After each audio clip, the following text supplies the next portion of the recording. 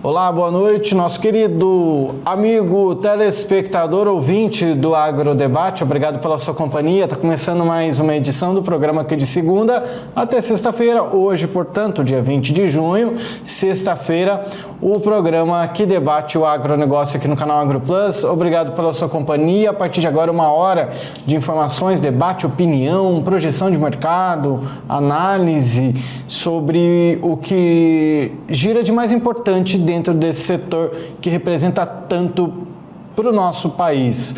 Nos destaques do programa de hoje você vai ver.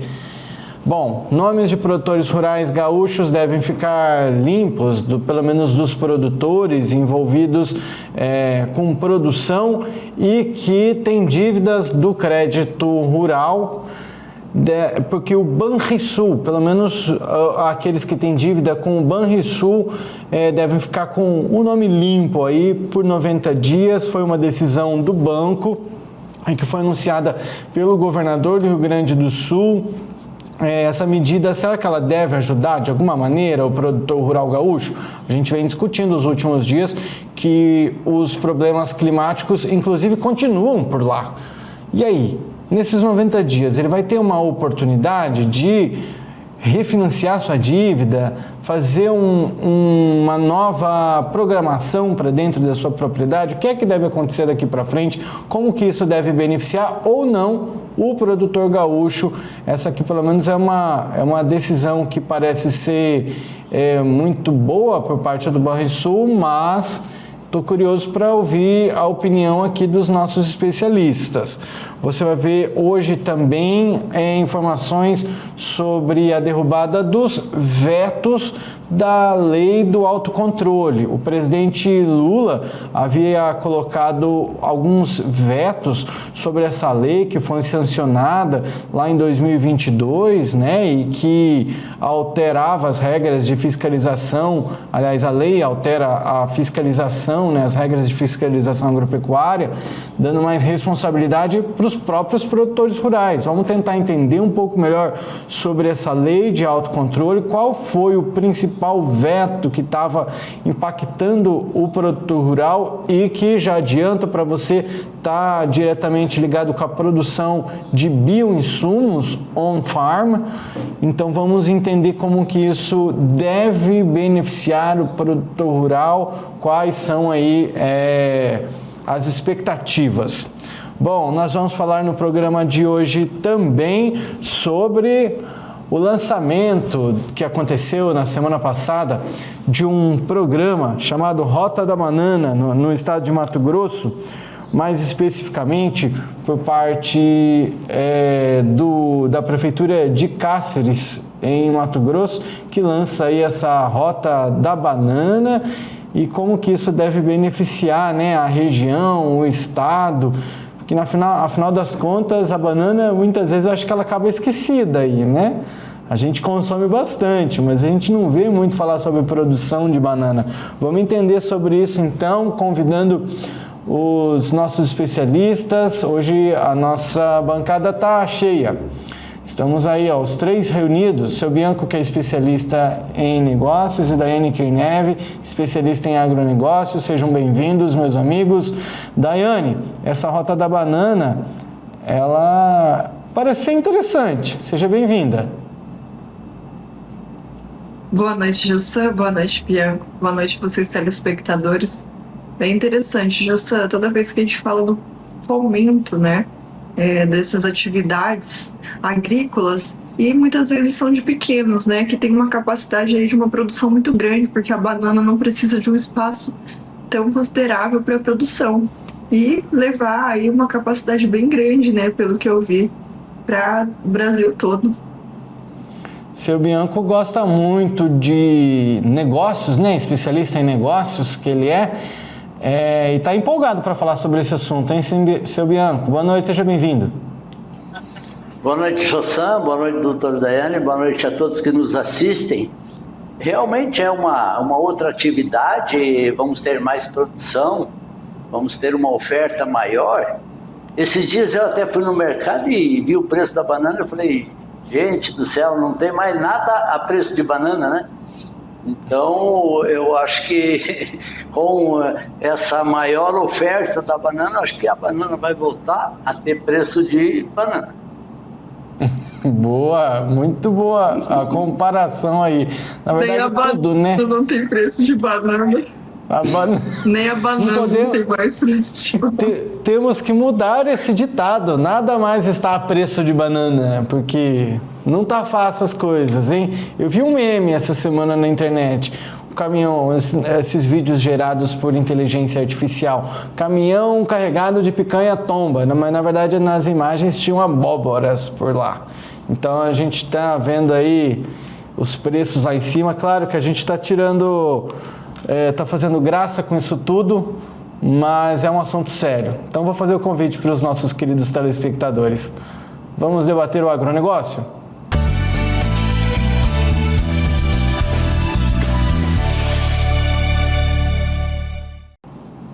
Bom, meus amigos, a gente começa o programa falando com essa iniciativa, que parece uma iniciativa louvável por parte do Banrisul, né, que é lá do Rio Grande do Sul e que vai suspender por 90 dias a negativação e também o protesto daqueles produtores rurais com dívida de crédito rural, pelo menos no banco, né?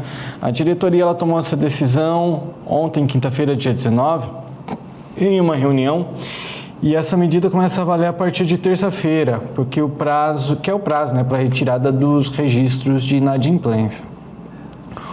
O banco, ele não informa o volume dos débitos a ser retirado da negativação.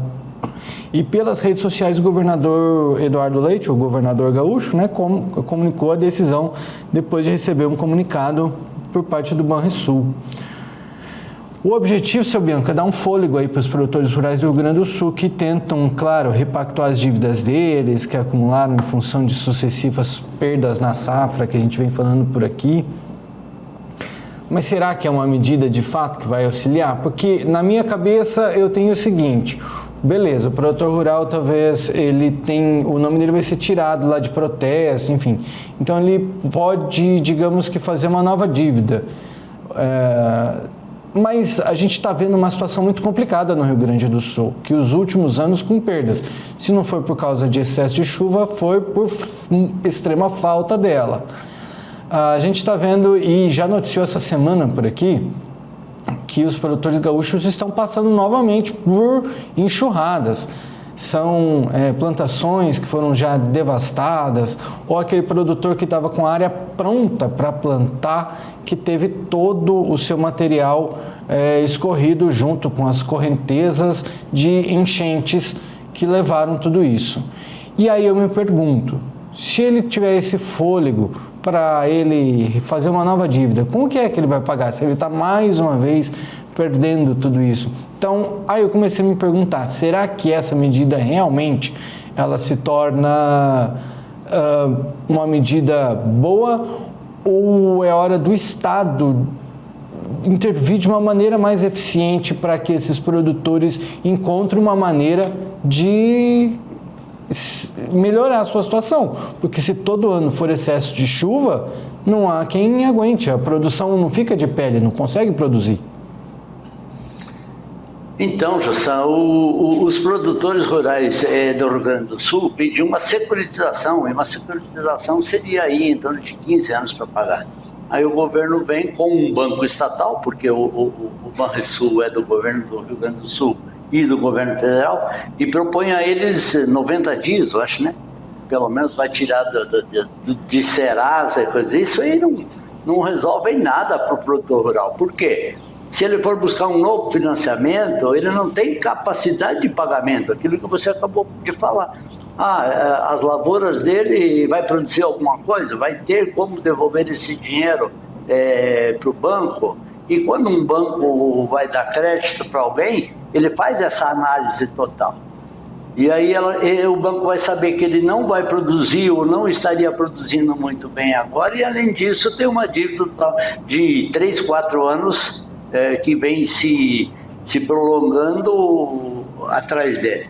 Então, essa medida, no meu entender, não adiantará em nada para o produtor rural do Rio Grande do Sul. Apenas então somente vai tirar do Serasa para aquelas negociaçõezinhas familiares, diárias, de casa. Porém, para o problema que ele tem mesmo, que é o problema rural, o problema de plantio, replantio e de a produção da atividade rural, no meu entender, não adianta em nada. Daiane, o governador gaúcho, ele afirmou essa semana que a suspensão temporária da cobrança ela não vai ser suficiente para resolver o problema do setor, e ele defendeu o uso do Fundo Social, que recebe verbas de exploração do pré-sal. E aí vem aquele assunto da securitização, que é algo que a gente já comentou por aqui, mostrou os produtores gaúchos pedindo, né, em protestos lá na região, para essa securitização das dívidas. E aí o governador diz, né, que o problema do setor, isso não seria suficiente para resolver o problema do setor, e defendeu o uso do Fundo Social, que recebe verbas de exploração do pré-sal para fazer a securitização das dívidas dos produtores afetados por problemas climáticos. Daiane? Exatamente, Jassan. O Banrisul fez uma atitude, até assim, na tentativa, né, de ajudar alguns produtores. Pode ser que alguns deles consigam, que tenham uma dívida só com o Banrisul, porque essa medida, ela fala só da instituição. Então, o produtor que tiver dívida com a Banrisul vai ter as negativações e os protestos suspensos por 90 dias, mas só da instituição, né? Então, provavelmente, assim, os produtores devem ter mais outros locais, né, que eles acabaram fazendo dívidas, porque a gente nunca tem um banco só, né? Ainda mais produtor rural. Às vezes fica devendo no local da semente, outro no banco, aí posto de combustível, enfim. Se o produtor tiver dívida só do Banrisul, aí pode ser que até ajude, né? Ajude ele a conseguir uma renegociação ou talvez até um novo custeio, mas eu acho que é a minoria, né, Jussan? Porque a gente sabe que aí já se vão mais de um problema. A gente teve enchente, seca, aí agora nós estamos vendo um problema novamente com enchentes. Tem o rio lá que está inundando umas regiões lá agricultáveis e está prejudicando algumas safras deles de novo. Então, a terceira vez aí que eles estão com problema, terceira safra prejudicada. Então, provavelmente só os 90 dias e só do Banrisul não vai resolver.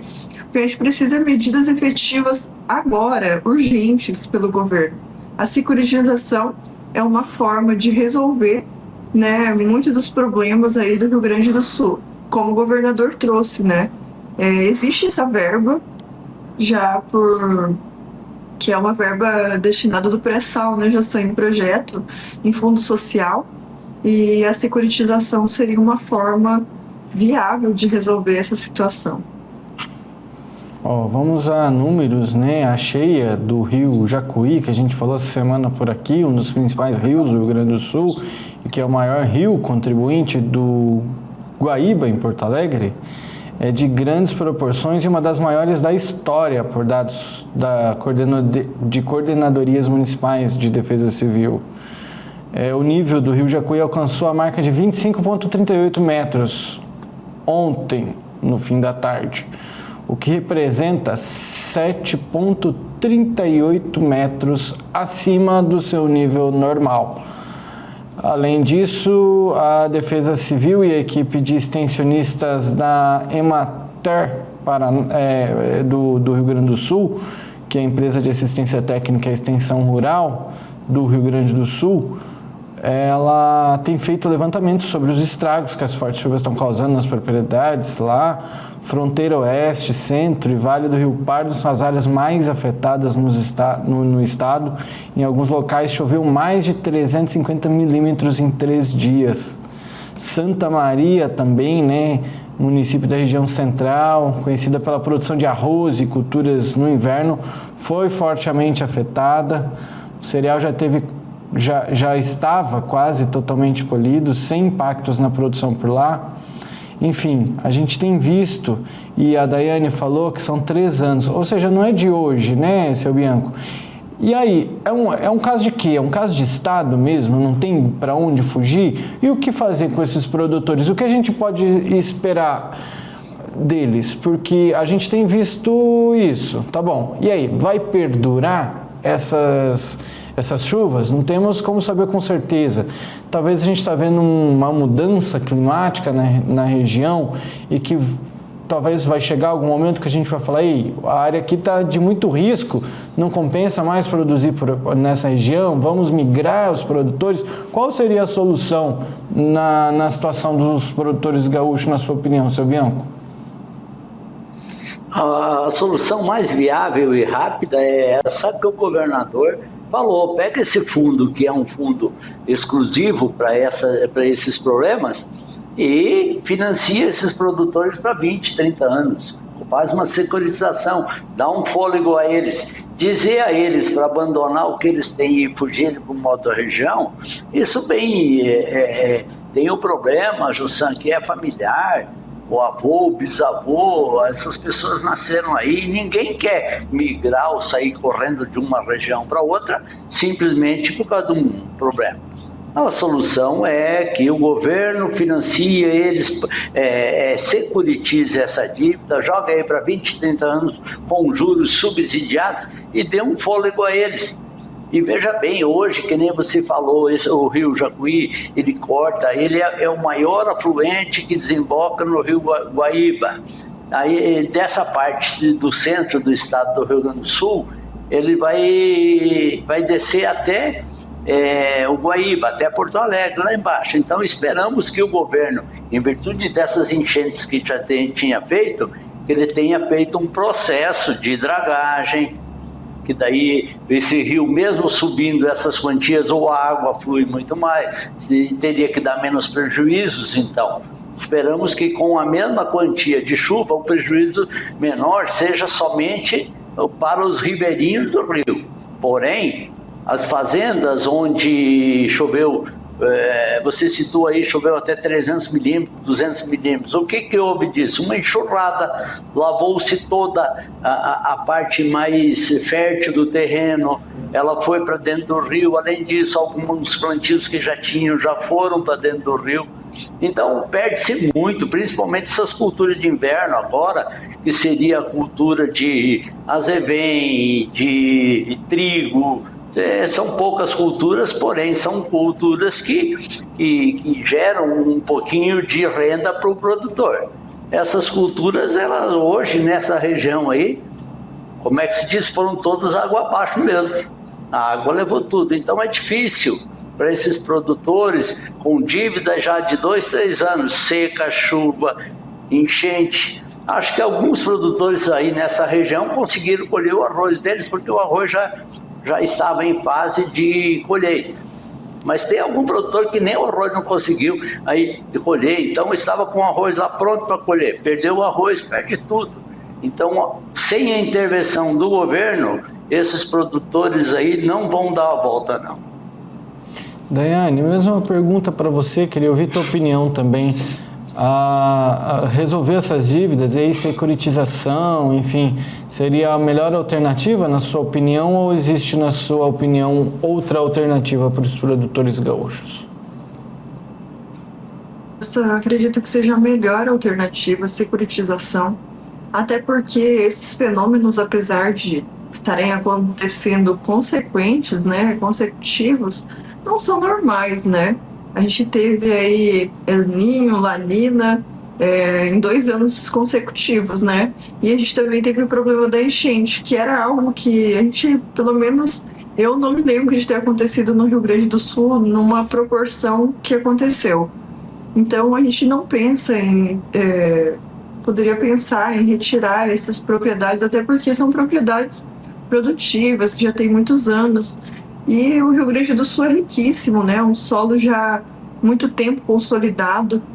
A gente teve esse problema agora que está acontecendo, já são chuvas muito grandes, né? Com volume muito concentrado, de 400 milímetros a 500 milímetros. Então é algo que ninguém está preparado para receber, né?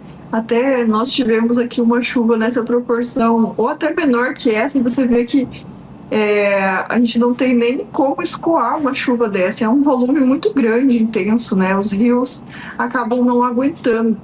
Então, realmente fazer esse tipo de estrutura será necessário, porque está acontecendo essas chuvas, né?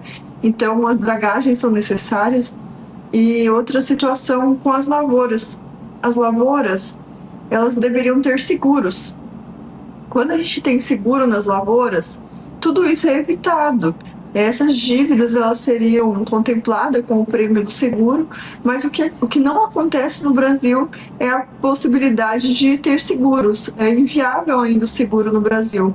E você vê que essas situações poderiam estar bem mais amenas se estivessem todos assegurados, né? Então, outra situação era trazer a possibilidade de seguros agrícolas, né, para esses produtores. E o que a gente sabe também é que essa região que já sofreu com a enchente, já estava com o solo, passou a lixiviação, passou toda aquela água, ela faz uma espécie de varredura, né? Ela lava aquele solo que é mais fértil por cima. Então, essas propriedades também demoram até restabelecer, né, essa produtividade. Mas não que elas não sejam produtivas, elas são excelentes. Inclusive, acredito que sejam argilosas, com muito tempo já de produção, elas já vão estar mais corrigidas, né? Então, são áreas também que têm um valor agregado, tem uma qualidade, tem todas as propriedades, né, do solo que é da região sul, que é um solo muito rico. E a gente também viu que lá em Santa Maria, eles também sofreram com essas chuvas de agora, né? A gente está falando de chuvas que estão acontecendo agora, nesse momento, né? Chuvas muito intensas, que está prejudicando muito a região central, inclusive até a capital, né? Lá em Santa Maria, eles tiveram problemas também com a chuva, só que eles já tinham colhido bastante, José. Então, grande parte do arroz deles já estava colhido. Mas o que aconteceu foram as máquinas que tiveram prejuízo, porque essas enxurradas, né, vieram, não tinha mais o arroz plantado, já estava colhido, mas as máquinas acabaram tendo problema ali, até percas, né, dessas máquinas para próxima produção. Então, assim, o que eu vejo do Rio Grande do Sul é que eles estão muito necessitados, eles precisam de uma reestruturação, e eu acredito que ela só venha com a securitização e a possibilidade de um seguro para tornar essas produções mais tranquilas, né? Porque é muito dinheiro a céu aberto, né? E esses fenômenos da natureza podem acontecer a qualquer momento, ainda mais assim, perto de rios ali que são grandes, né? Esse rio mesmo, Jacuí, ele é um rio muito importante lá do Rio Grande do Sul, um dos maiores, né? Então, esses tipos de fenômeno podem acontecer, tanto seca, tanto chuva, e o Rio Grande do Sul, que é um extremo, ele acaba acontecendo muito extremo, né? Você vê que esse ano nós tivemos chuva em excesso, eles tiveram seca. Aí agora vieram as chuvas de uma vez, né? Então, é necessário ter esse respaldo governamental, afinal de contas, não é uma coisa que acontece sempre, né? É um fenômeno bem raro. Seu Bianco, para a gente fechar esse assunto. Queria pegar carona na tua pergunta, que você falou que, de repente, tentar mudar os produtores rurais aí do Rio Grande do Sul para um outro local.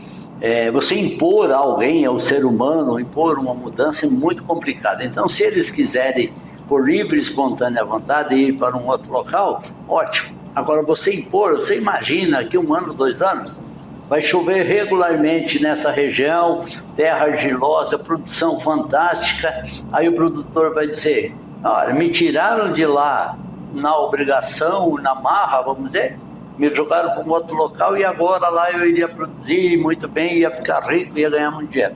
Então,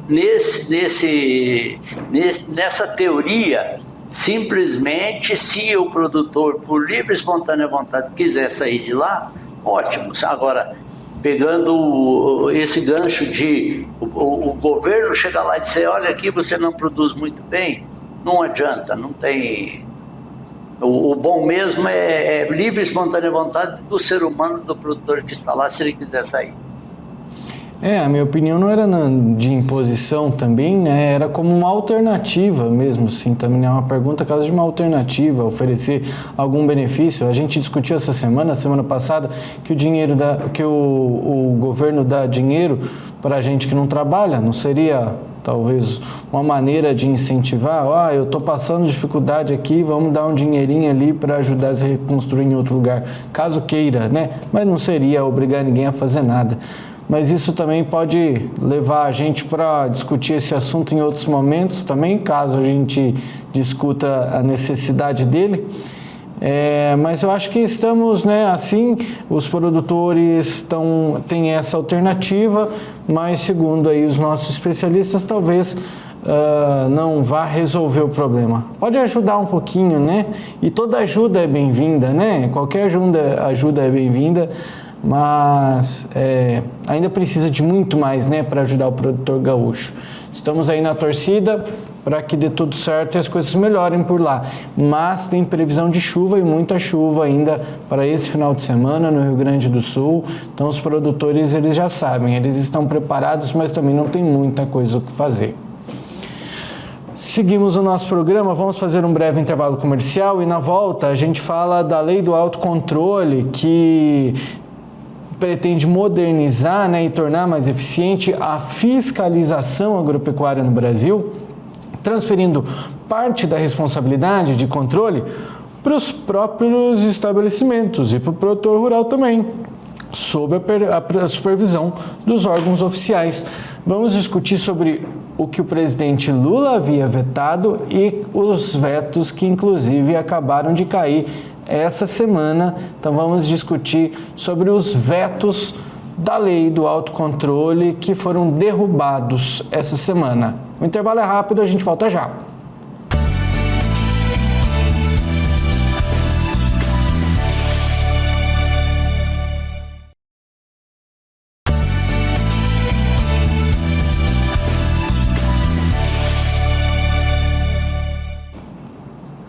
O Agrodebate dessa sexta-feira está de volta. Você que continua conosco, muito obrigado pela sua companhia.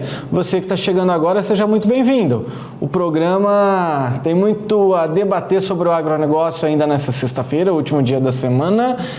E tem muito assunto ainda para rolar. A gente vai falar agora sobre a lei do autocontrole, que é a lei 14.515, lá de 2022, que foi sancionada bem no finalzinho do ano de 2022, lá nos últimos dias, dia 29 de dezembro, e ela estabelece diretrizes para autogestão dos controles internos nas atividades agropecuárias e agroindustriais, com foco na segurança sanitária, qualidade dos produtos e responsabilidade dos produtores e empresas. Ela é voltada principalmente ao setor de alimentos de origem animal e vegetal, e ela tem a intenção de modernizar e tornar mais eficiente a fiscalização agropecuária no país, né? Transferindo aí parte dessa responsabilidade de controle para os próprios estabelecimentos e produtores rurais, claro que sob supervisão, né, dos órgãos oficiais. Alguns pontos da lei são as empresas e produtores, né, que devem elaborar e manter programas de autocontrole documentados, isso tudo para garantir qualidade e segurança nos alimentos, conformidade com as normas sanitárias, ambientais e bem-estar. Bom, essa lei, como eu disse, ela foi sancionada lá em 2022, porém com vetos, tá? E um dos principais vetos do presidente Lula é o seguinte: o presidente Lula vetou a dispensa. Vamos lá, tinha nessa lei, que agora volta a ter, a dispensa de um registro de estabelecimentos e produtos em determinadas situações. E isso afeta diretamente a produção on-farm. Por quê? Porque a lei,